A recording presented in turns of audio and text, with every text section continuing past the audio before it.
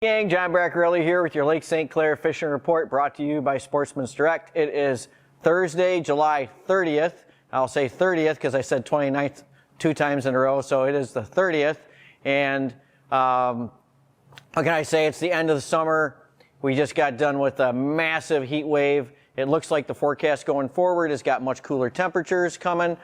Today it cooled off a little bit. We got a north wind out there now, so it's bringing temps down. It'll be a nice night tonight. It's going to start cooling the lake down a little bit.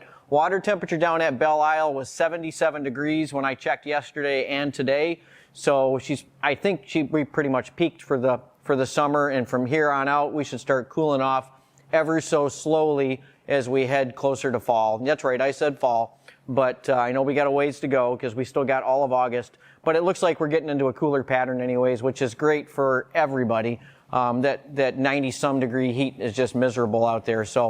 But that doesn't mean that's been miserable for fishing, because the fishing has still been pretty darn good for the guys that have been going out.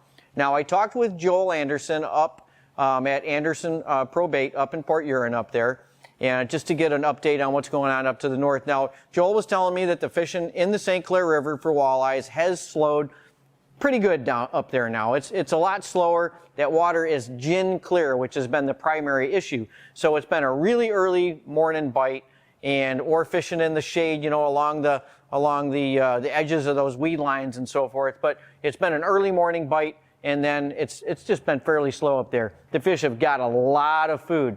Now, the muskies have started showing up in the river pretty good now as well, up in the black, and then all up through the river up there. And we're also starting to get more reports of some pretty good smallies being caught up there as well, which shouldn't surprise anybody because this time of the year that happens. It's pretty normal. Now, further to the north, up by Lexington and Sanilac, I guess they're picking up walleyes out there in 30 to 40 feet of water, and they've got a pretty good perch bite going up there as well, and have been for the last few weeks.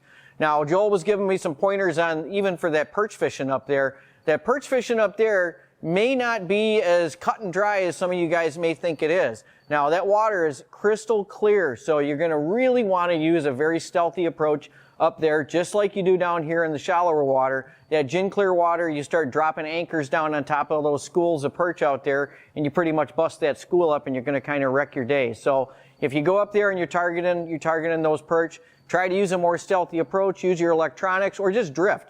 Make a run, drift, make a run, drift. You know, put your waypoint on your GPS and then keep working that area, and that way you don't spook those schools of perch. Now, we're going to talk a little bit more about perch out here, out in Lake St. Clair, and up in the cuts, because up in those cuts, the perch fishing has been going pretty good. We're getting reports of fish up in as shallow as 4 to 5 feet of water in some of those pencil reeds up there near the Snai and some of those other cuts.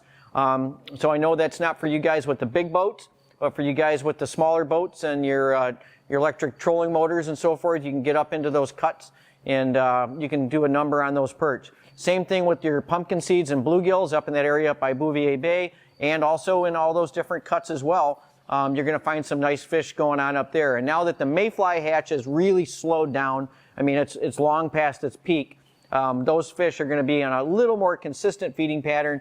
It's not going to be so much waiting for that evening mayfly hatch or picking off all those mayflies in the morning. You're going to get a more stable bite now that we've got that mayfly hatch pretty much done and over with. Now, perch out by the St. Clair Light as well, or I should say up to the north of the light, up there by the 25 can.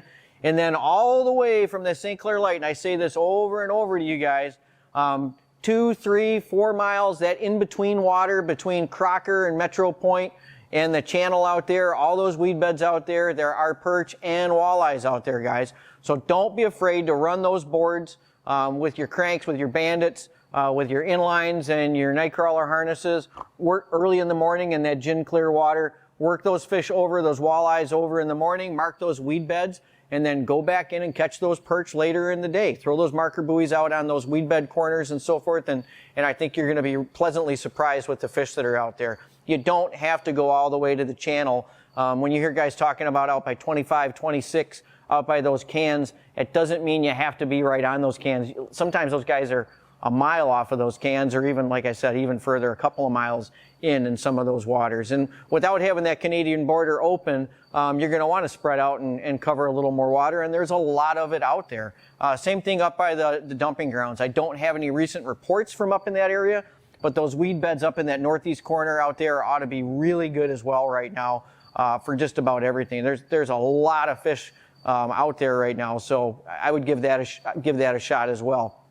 Now, I talked to my buddy Dave Domka downriver down there, and I was trying to find out what's going on with that perch fishing down there. I was watching some videos. It looked like the guys were doing pretty good. He said they are getting fish out there by that Toledo light, but it is not hot and heavy by any stretch of the imagination. Guys are taking limits, but they are having to work for them. They're not giant fish, but they're good eaters, and they are getting some pretty good numbers out there when the weather is behaving itself. So now for all you smallmouth guys out here on the lake, that smallmouth fishing's getting a little tougher, but there are some quality fish being caught out there. It's mostly 16 feet and deeper all the way out to that channel bank, again, which is normal for this time of the year. Yes, there are fish shallower, and you can catch fish, especially in the mornings, right up on the bank. I see a lot of guys, all the time working that bank in the morning, and there's fish there. But by and large, most of your big fish have really moved out into that deeper water. Although I wouldn't be surprised if you got all those perch and everything up in those reeds, especially for an early morning bite. You're going to have some wolf packs cruising around in that shallow water as well up there on the north end. But for the most part, yes, it is out deeper.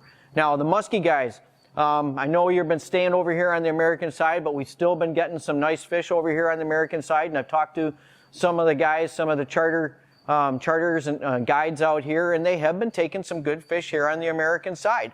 So yeah, you got to worry, you got to deal with all the boat traffic and the floating weeds, but there are plenty of fish out here, and they're still taking fish out there in front of that Crocker Road area, which, they got good weed beds, and you got a little more off-colored water out there, especially after we get these rains. So it gives you a little bit of structure, so to speak, with that water clarity for the bait fish and everything to hide. And what can I say about that? So that's really all I've got this week for the fishing report. Don't have too much. We got some better weather coming ahead of us here. It looks like it might get a little bumpy on Sunday. We might have some storms in here on Sunday, but it looks like tomorrow and Saturday should be some pretty good weather, and with more cooler temps coming next week, and maybe a little bit of rain, maybe give us some more off-colored water out there and help make it so that these fish aren't so skittish, because that gin clear water does make for some tougher fishing conditions for everybody. So take care, enjoy the cooler weather, and you have a good one. Hey, if you like this video content and you want to get updated as soon as the next video is out there, hit that subscribe button and the little bell icon, and you'll get notified as soon as the next video is up.